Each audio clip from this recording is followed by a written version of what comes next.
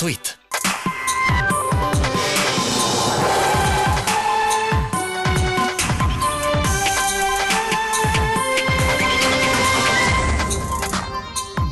Tragico incidente in laguna, muore una bambina di 12 anni sbalzata dalla barca su cui si trovava con la famiglia. Il papà ha tentato invano di salvare la sua bambina, il racconto dei soccorritori.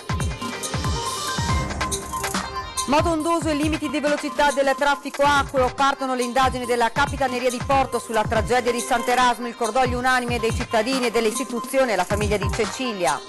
Baby gang trevigiana aggredisce per ritorsione 3 bagnini sulla spiaggia di Jesolo, le forze dell'ordine identificano una quindicina di minorenni, la testimonianza di una delle vittime. Durissime le reazioni degli operatori turistici jesolani, Federconsorzi annuncia la volontà di costituirsi parte civile contro i responsabili dell'aggressione e un eventuale processo. Il Comune di Venezia ha nuovamente rimandato l'entrata in vigore del contributo d'accesso, si va a gennaio 2020 al terzo slittamento e la quarta possibile data di partenza del provvedimento. Venezia sito a rischio UNESCO per colpa del ministro Toninelli e della sua gestione delle grandi navi, nuovo attacco del sindaco di Venezia Brugnaro che schierato con l'intera giunta non ha usato mezzi termini. Ridurre l'impatto ambientale e incrementare i benefici sociali ed economici dei grandi eventi sportivi, Venice Marathon sposa il progetto di sostenibilità della regione. Buonasera e ben ritrovati dalla redazione di Venezia, lo avete dunque sentito ora dai titoli all'indomani della tragedia in laguna in cui ha perso la vita una bambina di 12 anni, la testimonianza dei soccorritori volontari della Guardia Costiera giunti sul posto. Sentiamo.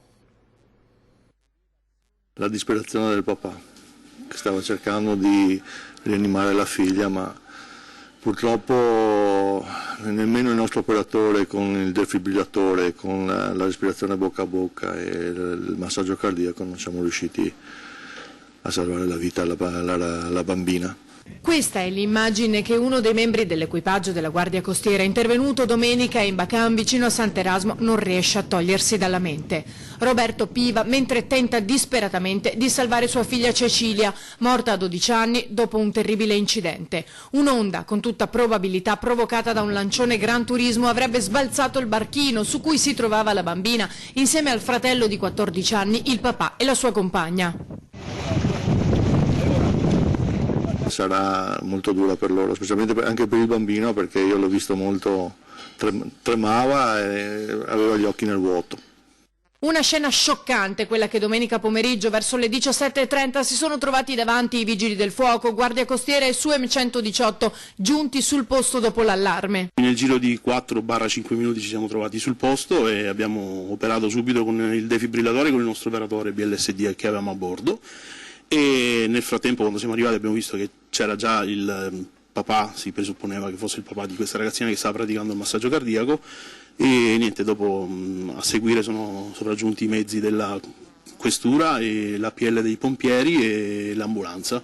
Cecilia sarebbe morta durante il trasporto in ospedale per aver perso troppo sangue dal braccio colpito probabilmente da un'elica. Ora sono in corso le indagini condotte dalla Capitaneria di Porto per chiarire eventuali responsabilità e le velocità dei mezzi che transitavano in quel momento. Ma questo incidente riapre la questione del moto ondoso, dei limiti del traffico acqueo. Esistono dei limiti che evidentemente non tutti li rispettano, e specialmente con le imbarcazioni di piccola stazza, quindi questi limiti sono fatti più per loro, perché un barcone del Gran Turismo non ha problemi.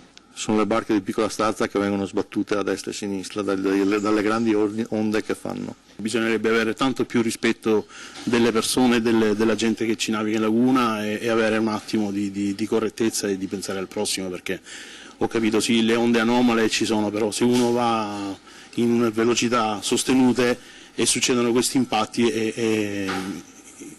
cioè succedono queste cose qui, non si può fare a meno. Se invece uno mantiene una velocità moderata e comunque sta attento a tutto quello che concerne il codice della navigazione, magari diversi incidenti del genere si potrebbero evitare tranquillamente.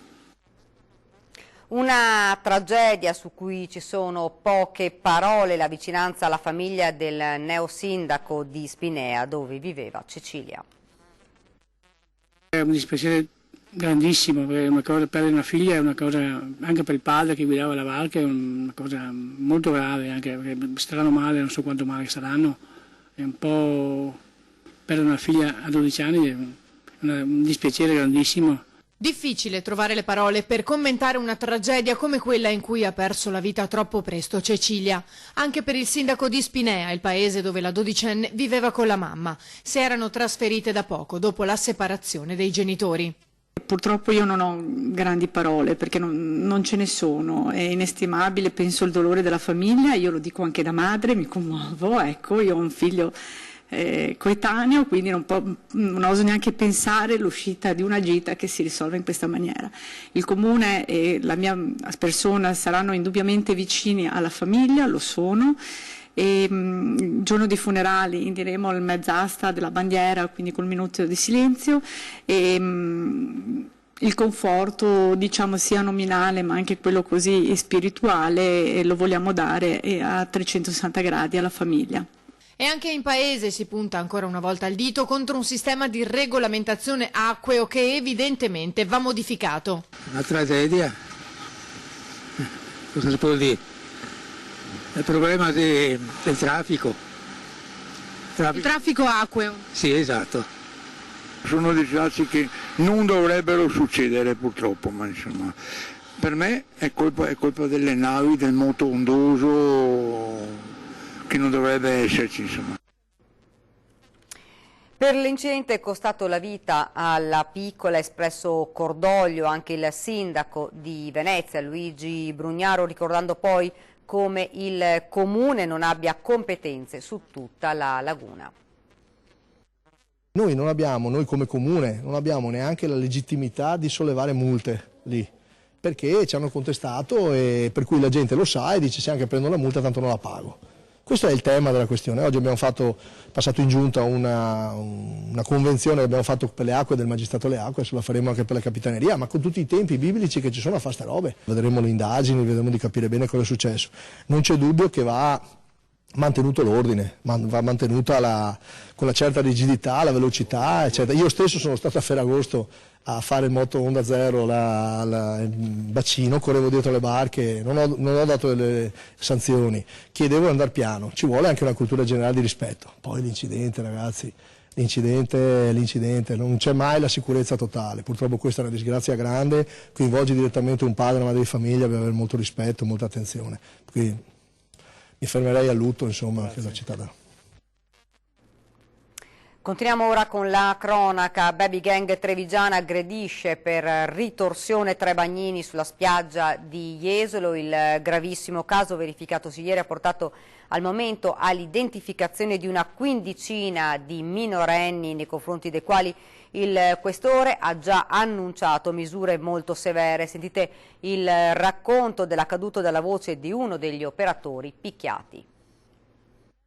Mi sono permesso di spingere questo ragazzo per fargli capire che stava esagerando e questo non ha fatto altro che girarsi e darmi un pugno in faccia. Paolo Coppo è il bagnino picchiato a Jesolo da un gruppo di minorenni trevigiani, una trentina quelli piombati in spiaggia, 15 al momento quelli identificati da polizia, carabinieri e vigili urbani. In partenza le prime denunce, mentre il questore di Venezia, Maurizio Mascio Pinto, annuncia sul litorale la stessa linea dura nei confronti delle baby gang messa in atto a Mestre. Tutto è nato da un rimprovero contro un ragazzo di origini magrebine, entrato in un'area vietata e delimitata da una catena. Ha reagito con il pugno, ne è nata una zuffa, sembrava finita lì, invece la banda di giovanissimi si è riorganizzata. Sono tornati a mezzogiorno e ci hanno minacciato e poi sono tornati alle 2:30 e mi hanno preso me come capo espiatorio, insomma, per fare quello che dovevano fare e mi hanno picchiato una decina di persone, insomma. L'addetto al salvataggio mostra sotto il cappellino i segni del pestaggio. I lividi sono questi qua che si vedono sulla testa qua e ho qualche botta sulla testa, ma cose che passano, diciamo. Quello che non passa è moralmente sono molto giù perché vedi che ci sono dei ragazzi che non dovrebbero comportarsi così. Una banda di minorenni residenti tra Treviso e provincia, uno dei gruppi che gravita su via Roma secondo le forze dell'ordine. Un branco che non si è fatto scrupolo di compiere una selvaggia aggressione in una spiaggia gremita di persone. Dal mio punto di vista è stata una scena molto brutta perché intanto la gente si è spaventata in una maniera incredibile e poi Poi sti ragazzi che sono quindicenni non capisco perché hanno questi atteggiamenti arroganti e proprio da bande organizzate, insomma, che vanno in giro solo ed esclusivamente per fare questo. Loro sanno perfettamente quali sono le nostre possibilità nei loro confronti. Infatti più di qualcuno mi ha aggredito dicendo se mi tocchi ti denuncio perché sono minorenne, e quindi purtroppo tu ti trovi non puoi fare niente. Ora i bagnini hanno paura, qualcuno vuole andarsene, Coppo chiede a chi di dovere di intervenire per poter lavorare, dice in sicurezza. Venerdì il questore terrà in commissariato a Jesolo una riunione operativa per affrontare la questione, incontrare gli operatori del settore turistico e annunciare misure già definite molto severe. Dure le reazioni degli operatori turistici. Federconsorzi annuncia la volontà di costituirsi parte civile contro i responsabili dell'aggressione in un eventuale processo a loro carico.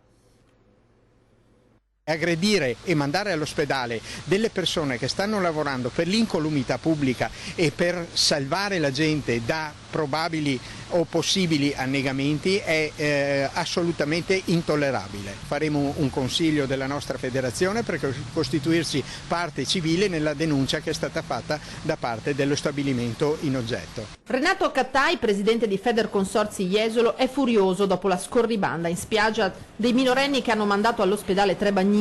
Annuncia che l'associazione di categoria è pronta a schierarsi in sede processuale e invoca pene severe affinché episodi del genere non si verifichino un'altra volta. Noi possiamo arrivare anche al punto di accettare o di tollerare situazioni che si verificano sistematicamente tutte le settimane, magari il taglio del lettino, cioè l'atto vandalico ci può stare, ma l'aggressione fisica nei confronti di gente che è in spiaggia, che fa il proprio lavoro e tutela l'incolumità pubblica, questo non è assolutamente accettato dalla nostra categoria. Auspico che ci sia un blocco a queste persone di non venire più nella nostra località e vedremo anche di farci portavoce nei confronti delle altre spiagge del Veneto perché gli venga dato un daspo, gli venga dato un allontanamento, perché di certa gente noi proprio non abbiamo bisogno. Condanna senza esitazione l'episodio il sindaco di Jesolo Valerio Zoggia, che si interroga anche sulle iniziative educative da intraprendere per prevenire atteggiamenti del genere da parte di giovani e giovanissimi.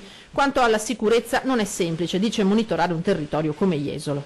Certo controlleremo di più, però quelle sono le forze che abbiamo noi, abbiamo 50 vigili che devono fare di tutto, le altre forze di polizia hanno i numeri, forze dell'ordine hanno i numeri contatti anche loro, quindi certo noi controlliamo, quando ci chiamano corriamo, però Jesolo sono 15 km da controllare. Ed ora ci fermiamo per una breve pausa pubblicitaria. Rieccoci nuovamente in studio con l'edizione veneziana dei nostri telegiornali. Il Comune di Venezia ha nuovamente rimandato l'entrata in vigore del contributo d'accesso. Per problemi tecnici e operativi da settembre si andrà a gennaio. Slitta al 1 gennaio 2020 l'entrata in vigore del contributo d'accesso a Venezia, spesso definito tassa di sbarco, introdotto nell'ultima legge di bilancio e che prevede il versamento dai 3 euro in su a seconda dei periodi per i turisti provenienti da fuori regione che visitano Venezia senza pernottamento. È il terzo slittamento e la quarta possibile data di partenza di un provvedimento che ha acceso dibattiti sulla sua applicabilità e polemiche sulla sua opportunità. Fissato originariamente per maggio, slittato quindi a luglio, poi a settembre, adesso a gennaio.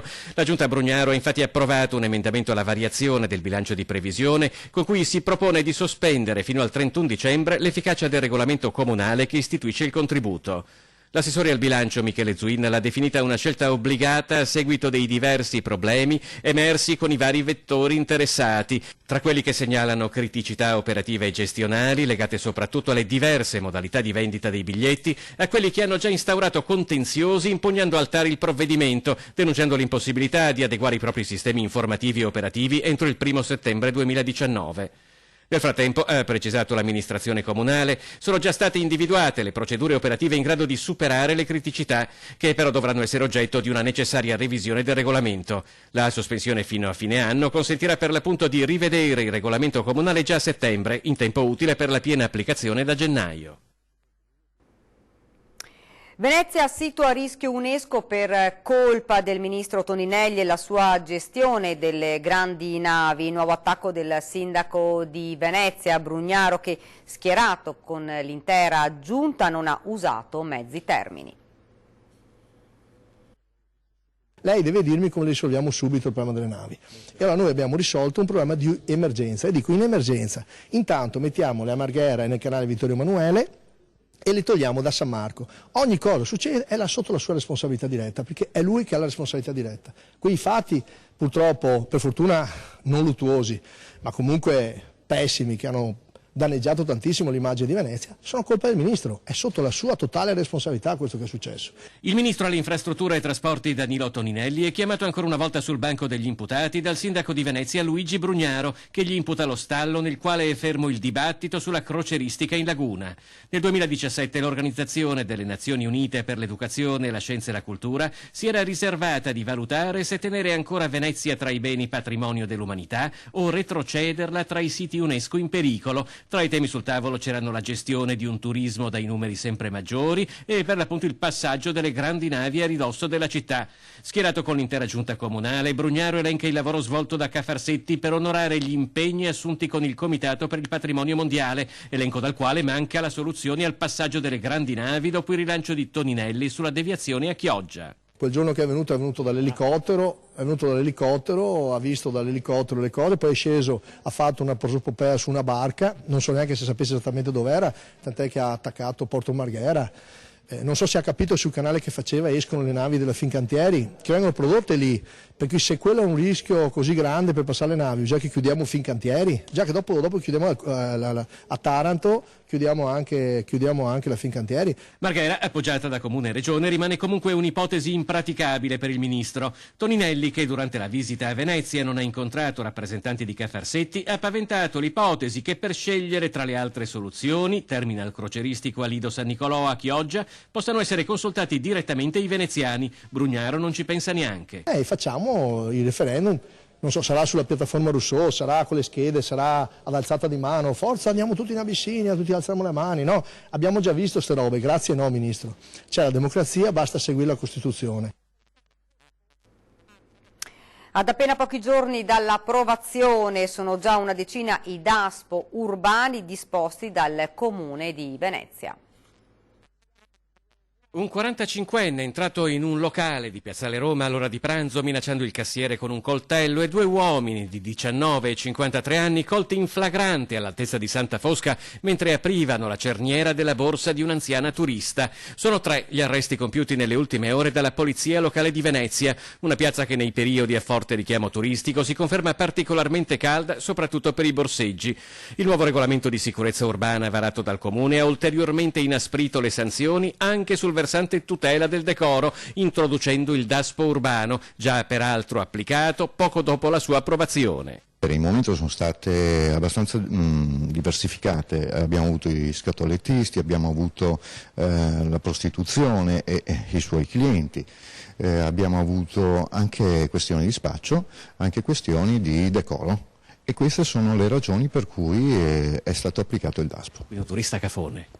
Anche il turista cafone, certo. Non rispettoso della città, diciamola così. Con decine di milioni di visitatori all'anno a Venezia che si sommano alle ordinarie problematiche da risolvere dalla laguna alla terraferma, il controllo del territorio è un campo estremamente vasto che ha bisogno di continui aggiornamenti. Ed è un work in progress proprio perché avevamo mantenuto una determinata linea, l'avevamo promesso e avevamo raccontato appunto ai nostri cittadini che con il nuovo regolamento che è stato messo a mano dopo 32 anni, avremmo inserito anche quello che era il famoso provvedimento del DASPO urbano. In questo senso si sta lavorando e naturalmente lavorando sempre con il buon senso dell'applicazione del provvedimento stesso.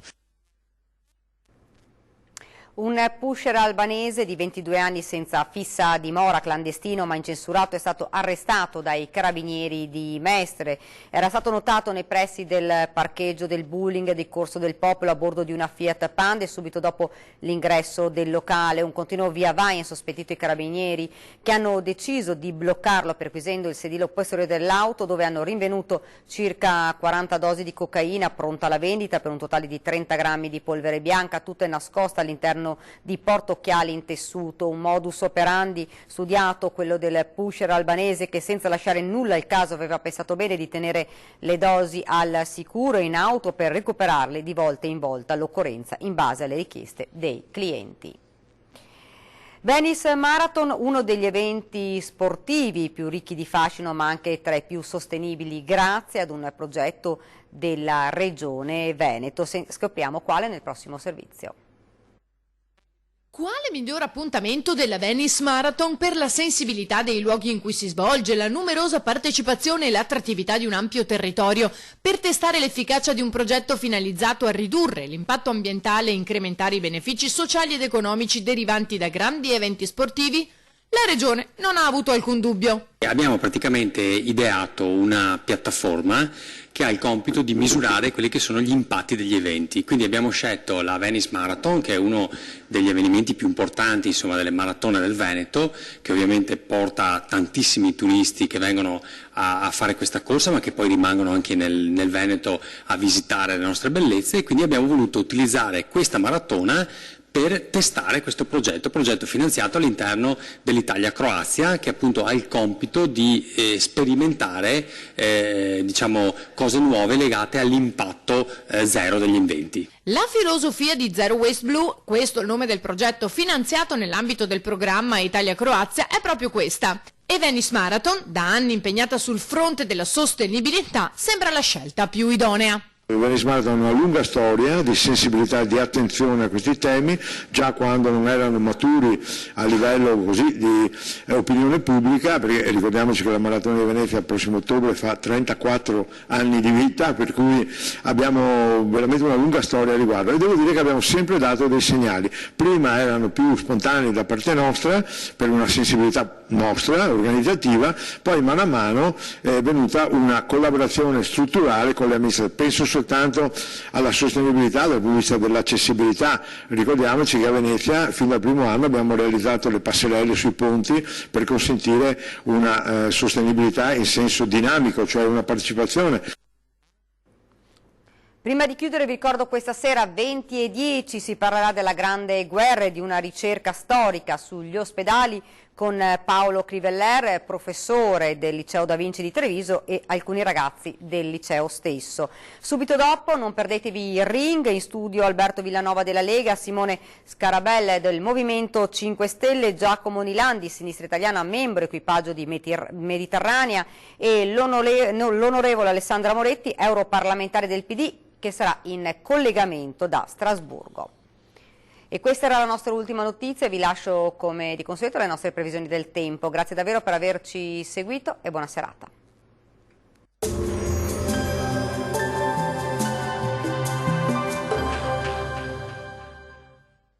Ben ritrovati al meteo. L'alta pressione africana inizia a cedere, sia pure lievemente. Ecco che dunque le nostre regioni saranno interessate da qualche passaggio temporalesco. Vediamo il dettaglio di martedì 2 luglio. Sul Veneto sarà soleggiato su tutti i settori, il cielo sarà sereno e sgombro da nubi ovunque. Dal pomeriggio avremo qualche acquazzone sui settori alpini in locale sconfinamento alle pianure. Attenzione perché i fenomeni potrebbero risultare anche intensi e accompagnati da grandine. Temperature minime tra 17 e 24 gradi, valori massimi sempre piuttosto caldi, oscillanti tra i 28 e i 35 gradi. Situazione simile sul Friuli Venezia Giulia, con ampio soleggiamento dappertutto al mattino e con qualche rovescio sui monti e localmente fin verso le pianure a partire dal pomeriggio. Anche in questo caso attenzione a possibili temporali intensi. Temperature minime tra 20 e 23 gradi, massime comprese tra i 29 e i 33 gradi. Non cambia di molto la previsione sul Trentino Alto Adige, dove avremo condizioni di tempo stabile e soleggiato al mattino, poi il contrasto termico causato tra correnti d'aria fredda potrebbe causare fenomeni temporaleschi anche violenti e con locali grandinate. Temperature minime tra 20 e 22 gradi, massime tra i 30 e i 31 gradi circa. Bene, dal meteo di Antenna 3 per ora è tutto. Arrivederci.